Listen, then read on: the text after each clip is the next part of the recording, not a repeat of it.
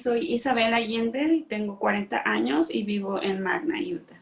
Yo tengo esta condición que es conocida como ansiedad y es algo que pasa en el cerebro, es que la amígdala cerebral se activa y siempre está diciendo que estás en peligro y eso me trae a momentos de angustia sin ninguna razón. Yo crecí en México. En México, los que somos de origen humilde, no vamos al doctor hasta que tenemos realmente algo muy grave, como una enfermedad que sea muy notoria, ¿no? O sea, realmente estas cosas no se tomaban en cuenta. Entonces nunca recibí atención médica. Eso fue a muchos, muchos años después que yo me enteré que tenía esta condición.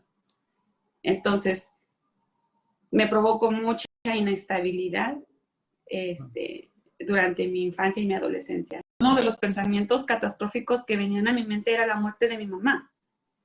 O sea, siempre que pensaba en la muerte de mi mamá, yo lloraba con una angustia, o sea, y nunca se lo dije. O sea, nunca le dije, mamá, estoy llorando porque estoy pensando que te vas a morir y qué voy a hacer cuando tú te mueras. O sea, así son los pensamientos catastróficos que vienen a la mente de un niño.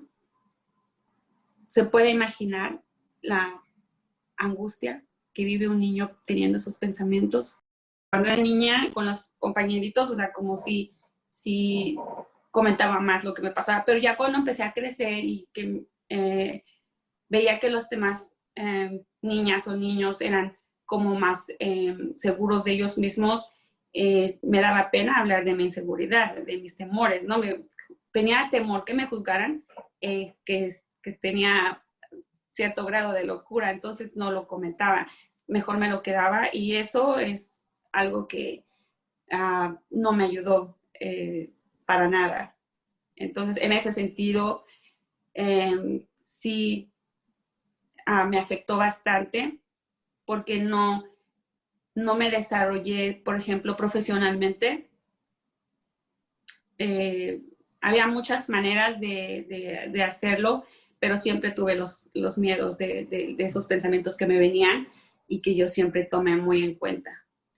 Me daba cuenta que había muchas cosas que no podía realizar y me sentía de cierta manera incompetente, me daba depresión. O sea, era una cosa, era llevarme a la otra. Es una condición que de haberla reconocido mucho antes, hubiera sido más fácil ayudarme a mí misma y también después ayudar a mi hijo.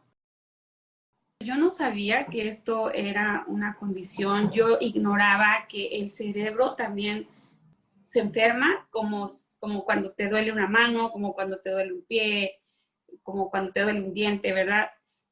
Nunca contemplé el tomar terapia hasta que ya tenía como,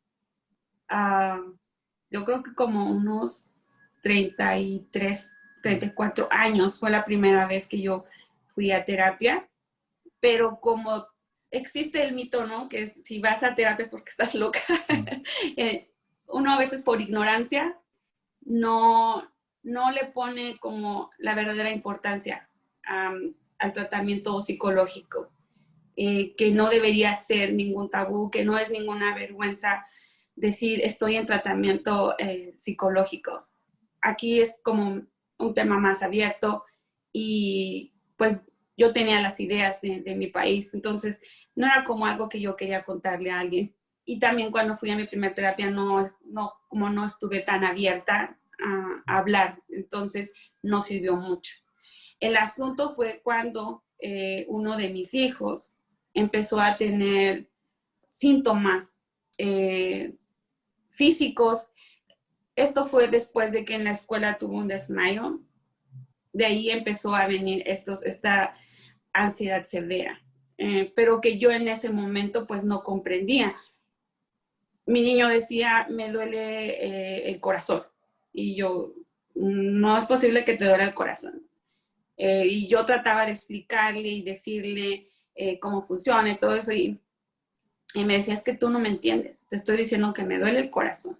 y me duele y no me crees. Y yo realmente trataba como no de hacerle mucho caso porque decía, es que está tratando de llamar la atención, pero esa no es la manera.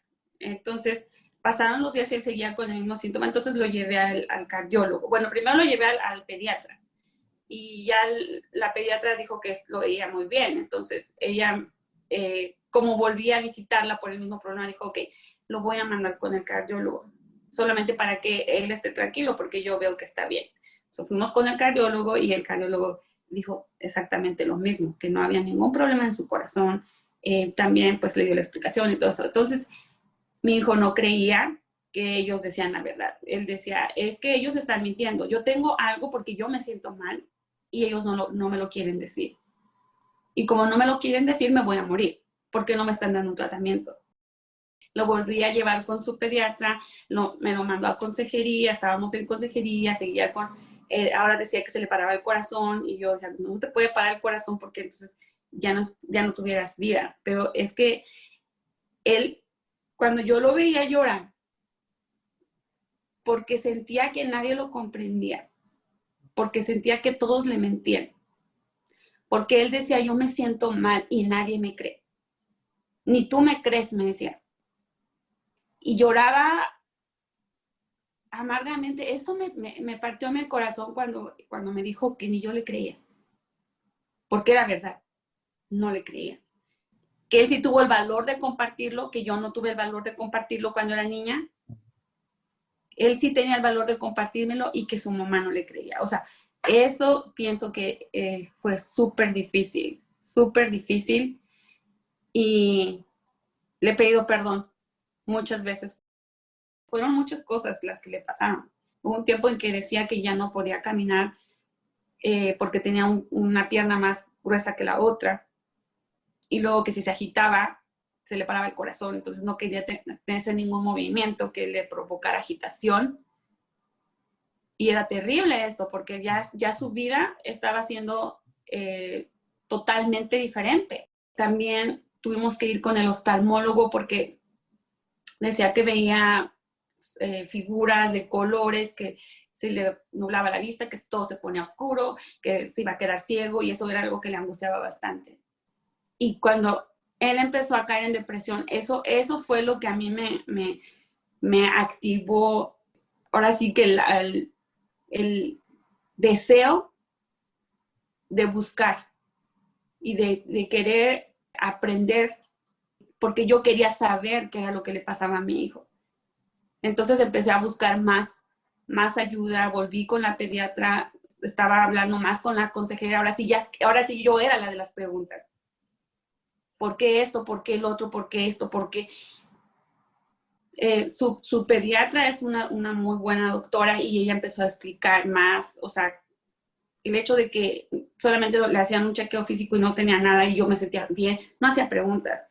Pero cuando ya esto se empezó a poner peor, yo ya empecé a investigar. Y pues ya nos explicaron que todos los síntomas físicos que él tenía eran reales, no eran producto de su imaginación. Entonces ya empecé a buscar más programas, talleres, empecé a hablar con mis amistades acerca de lo que estaba pasando. Y muchas de mis amistades también me decían, es que nada más quiere llamar la atención. Empecé a recordar todo lo que nos había dicho la terapeuta.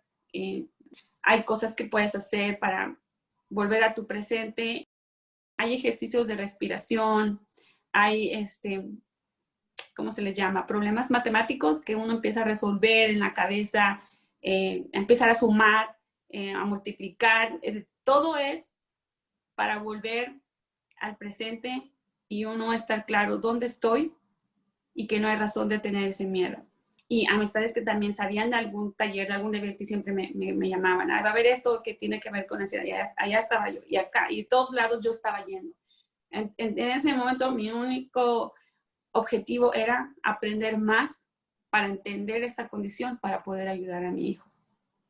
Fue aquí donde yo me di cuenta que yo también tenía, y que yo también tengo esa condición, que nunca le puse atención porque en mí no fue tan severa, pero que al final del día era lo mismo que a mí me pasó de esa manera de niña y que de adulta todavía me pasa, pero no con esa severidad que le pasó a mi niño.